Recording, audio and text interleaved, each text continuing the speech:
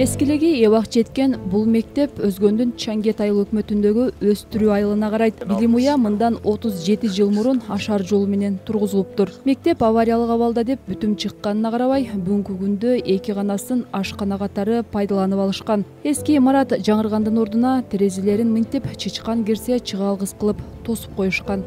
Жылуулук системасы начар иштейт да. Курулганына 4-5 жыл болуп калды. Бул ысыткан менен котельный менен зданиялардын арасы алыс болгондуктан күчү жетпей калып атат да. Жетишерлик жакшы кээде ысытат да, анан неме болуп калат. Мотор тез күйө берет да. Ушул проблемасы бар. Эми шарттары мына кийинки курулган здание жакшы эле. Анан ушул ашкана проблемасы бар. Жылытуу системасында кичине проблема бар. Ушулар оңолуп кетсе жакшы болмок. Эми ашканасы мурунку эски мектептин эски зданиясында турат да. Класс жетишпей калганына байланыштуу ошол жака киргизип койгон. Өстүрүү айылындагы бул орто мектептин сырткы шарттарынан тышкарыда көйгөйлөрү толтура экен. 500гө чукул окуучуну 30дан ашуун мугалим окутканы менен кээ бир предметтерден окутуучу таптакыр жокко эсе. Химия предметинен, англис тил предметинен, физика предметинен кадрларыбыз ушундай жетишсиз болот. Пенсионер мугалимдерди пенсияга чыкса дагы ошо ордуңузга жаш кадр келгиче деп кетирбей иштеткен учурларыбыз бар да. Себеби вакантта калбаш керек, окуучу билимден аксабасын деген максатта кээде ушундай сураныштар менен иштетебиз пенсионер мугалимдерди. Анан кийин мектебибизде дагы спорт залыбыз дагы жок. Спорт зал бизде айылда спорт зал мектептен алыс жайгашкандыктан бизде пайдаланууга мүмкүнчүлүгүбүз жок. Мен баламын билим деңгээлине канааттанбайм. Биз орус тил, англис тилден көбүрөөк кыйналабыз. Ошолордон мамлекет бизге мугалимдер жөнөтүп, кичине колдоо көрсөтсө, биздин мектептин деңгээли дагы жогорку деңгээлге чыкпаса дагы жакшыраак болсо. Айылда билимге жетиштүү шарт түзүлбөгөндүгүнө байланыштуу кээ бир ата-энелер балдарын шаарга окутууга мажбур болушкан. Бияктан барып эч ким бизге курс ачып, балдарыңарды окуткула деп шаардан барып эч ким ачпайт экен. Себеби жол кирени, жолду көрүп атасыңар алыстыгынан. Мен ошол себептен кызым кошумча англис тилин, орус тилин үйрөнсүн, кийин шаарга окууга барса кыйналып калбасын деген максатта кызымды бул жакта тайнесиникине окутканга туура келди. Себеби тайнесинде Шора Башатта өзгөнгө жакын болгондуктан ошол жакка окутканда сабактан чыгып, сабактан кийин түштөн кийин ошол өзгөнгө келип атайын орус тили, англис тили боюнча кружокко катышып, анан кайра үйгө барып калат да. Ал биздин өзүбүздүн айылда болсо биз толуп аймак болуп, шаардан алыс, райондон центринен алыс жашагандыктан бизден сабактан кийин чыгып, өзгөнгө курска барып окуп келгенге такыр неме жок, шарт жок. Чангет айыл өкмөтүндө 2 орто, 1 башталгыч мектеп бар. Аймактардагы мектептерге жылына мамлекет тарабынан каржы бөлүнгөнү айтылганы менен айыл өкмөт ал акча жетишсиз экенин айтат. Мындан сырткары элеттеги мектепке жаш адистер иштөөгө кызыктар эмес. Муну мугалимдер жарыбаган маяна жана жетиштүү шарттар түзүлбөгөндүгү менен байланыштырышат. Ремонтко жылына акча бөлүнөт мамлекет тарабынан.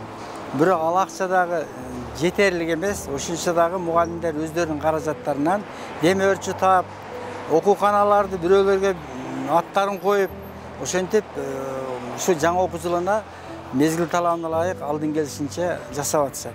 Айыл жерине атайын бүткөн адистер барбагандыгы бизди тынчтандырат. Себеби азыр бүт илим техника өнүгүп атат, тил керек болуп атат. Мына орус тили, англис тилден атайын адистер жок. Ошол маянанын аздыгынан анан атайын мына союз маалында биз жаңы иштеп калдык. Көмүр менен бекер камсыз кылат эле, электр энергиясынан бекер камсыз кылат эле. Анан мына айылга барып иштөөгө жанагы отработкага 2 жылдап жөнөтөт эле. Ошол шарт түзүп, квартирасын, жашоо шартына бир көмөк көрсөтсө. Акыркы 10 жылда мугалимдердин маянасы болгону 3 ирет жогорулаган. Билим берүү министринин 2011-жылдагы токтомуна ылайык, орто билими бар мугалимдин 1 сааттык сабагы 40 сом деп эсептелсе, жогорку билими барлар 45 сом ала баштаган. Ушул эле токтом 2015-жылы өзгөргөн. Ал документ боюнча мугалимдердин маянасын жогорулатуу 3 категорияга бөлүнгөн. Орто билими бар мугалим 60 сом алат, бакалавр дипломдуу адиске 67 сом, магистр дипломдуу адиске 70 сом каралган. Министрлер ошол эле токтомун 2019 жылы кайрадан толуктады. Жаңы эреже боюнча орто билимдүү мугалим 1 сааттык сабагы үчүн мамлекеттен 78 сом алат. Бакалавр дипломдуу адис 87 сом, жогорку билими барлар 97 сом алат. Жыйынтыктай турган болсок, бир айда орто билими бар мугалимдин 20 сааттык маянасы 11.900 сомду түзөт. Бакалавр дипломдуу адис 20 саатына 13.400 сом алат. Жогорку билимдүүлөргө 20 саат үчүн 14.900 сом төлөнөт. Биринчи жатакана менен камсыз кылыш керек, айыл өкмөт ушундай жогору жактан неме кылыш керек. Андан кийин азыркы заманбап технологиялар менен деле кандайдыр бир кызыктыруучу кылып жаштарга эгер мындай иштесең, сага ушундай неме деп бир берип, ушу компьютерлер менен камсыз кылса дагы иштейт беле дейм. Азыркылар жазып мындай отурганга деле чыдашпайт. Заман өнүгүп аткан ал компьютерден, интернеттен ар кандай жакшы нерселерди алып, баягы жаштын иши барыбир жаш, окуучуларга ар кандай жолдор менен жеткириши мүмкүн. Ушундай заманбап технологиялар менен дагы камсыздап сен ушу айылга иштесең, сага ушундай берилет, жатакана берилет деп бир кызыктыруу жолдорун уюштурса болот деп ойлойм да. Өкмөттөн ушуну дагы талап кылыш керек. Эми Ош шаарындагы мектептердин абалына токтолсок, калаада бир предметти башка адистик окуткан мугалим жетишсиздиги анчалык эле байкалбайт. Мектеп жамаатын кыйнаган көйгөй класстардын жетишсиздигинде болууда. Маселен, шаардагы орус тилдүү Киров мектеп гимназиясындагы 117 мугалимдин 40% жаш адистерден турат. Билим уя 1000 балага ылайыкташканы менен учурда 4000 окуучу окуйт. Ата-энелерди балдары кандай шартта билим алганы тынчсыздандырбаганы менен мектеп жетекчилиги кошумча имаратка муктаж экендигин, маселе көптөн бери чечилбей келе жатканын айтат. Ар бир класста окуучулардын саны 50-ге чейин жетет. Себеби өзүңүздөр билесиздер, шаарда орус тилдүү мектептерге суроо талап абдан көп. Мектеп 1100 балга расчет болсо, 4 барабар бала көп отурат мектебибизде. Өзүңүздөр азыр көп болдуңуздар. Күнүгө мектепке прием үчүн 20-30дай ата-эне очередте турат. Анткени ушу орус тилдүү мектептерге талаптын көптүгү бизде эч көйгөй жаратып келет.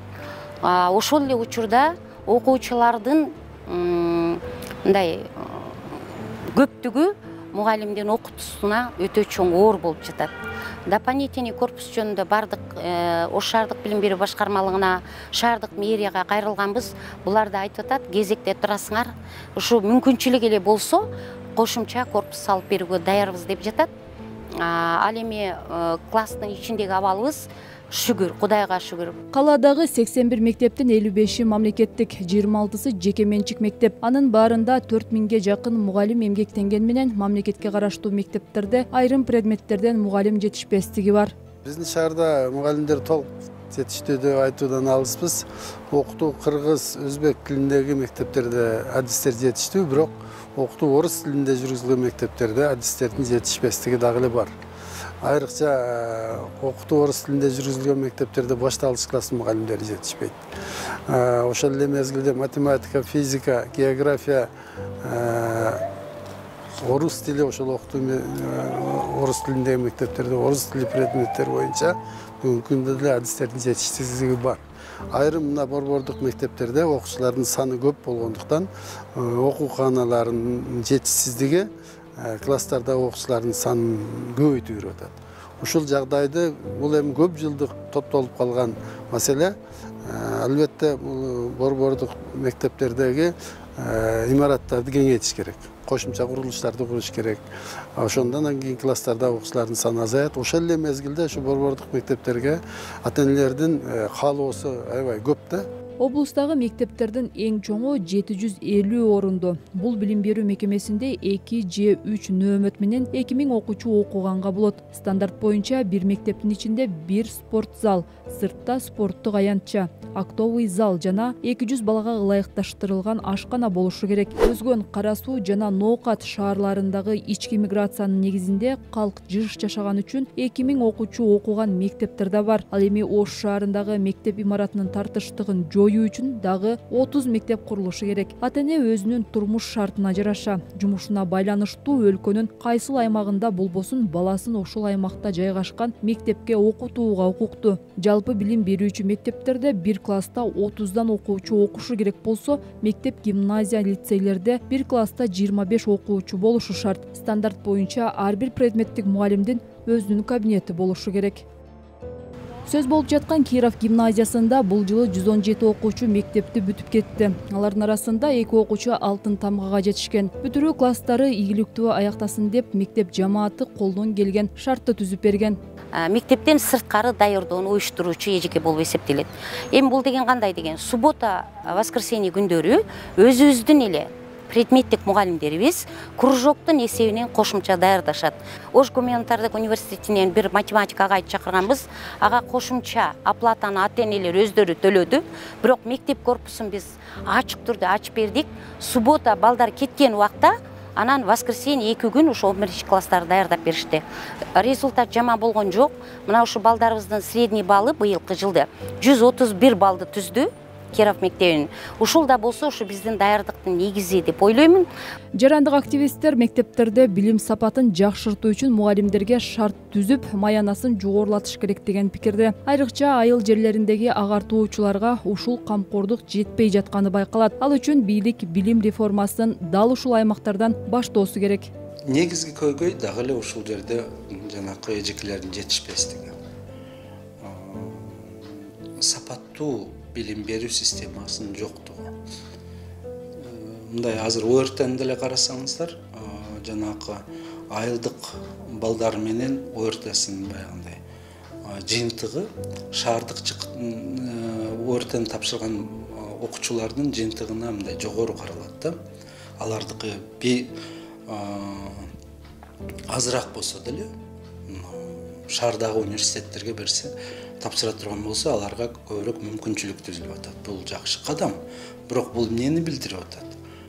Бул мамлекет деле ошол айылдын мектепте берген билими ылдыйраак, сапаты ылдыйраак деп, төмөнүрөөк деп аны түшүнүп аткан үчүн ошондой аларга кандайдыр ушундай преференция жасап атат да.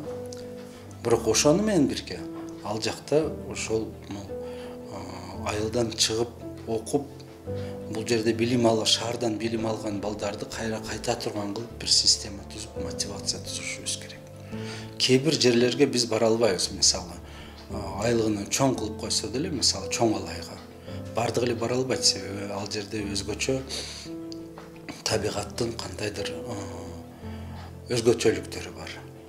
Түтөк кармайт адамдарды, көнбөгөн адамдарды, керек болсо мына пограничниктер, солдаттар бардыгы эле бара берет. Мисалы 1-2 күндө эле түтөк кармап кан агып кетиши мүмкүн мурдунан. Ошон үчүн чоң алайга, ошого окшогон райондорго ошол жерде төрөлүп өскөн, мисалы шаардан билим алып, ал жака кайта турган бир шарт түзүп беришибиз керек. Себеби башкаларды чоң акча төлөсөк деле ал жака барып жашаш кыйыныраак болот. Жарандык топ Ош, Жалал Абад жана Баткен облусундагы айыл жерлерин кыдырып, мектептердин абалы боюнча төмөндөгүдөй жыйынтыктарды чыгарышкан. Дердин арасында да бул эскилиги жеткен, коркунуч келтирген имараттарда байкалган. Жергиликтүү калк негизинен ушул тилчи мугалимдерге муктаждыгын билдиришти. Жыл сайын чет өлкөгө, айрыкча Россия өлкөсүнө мугалимдердин чыгуусу саны өсүүдө. Мыкты мугалимдерибиздин жана медик кызматкерлерибиздин өлкөдөн чыгып кетүүсү бул биздин өлкөгө өтө чоң коркунуч келтирет.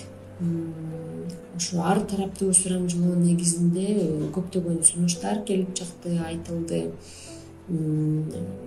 Демек өкмөт тарабынан колдоочу кандайдыр бир программалар иштелип чыгыш керегин айтышты.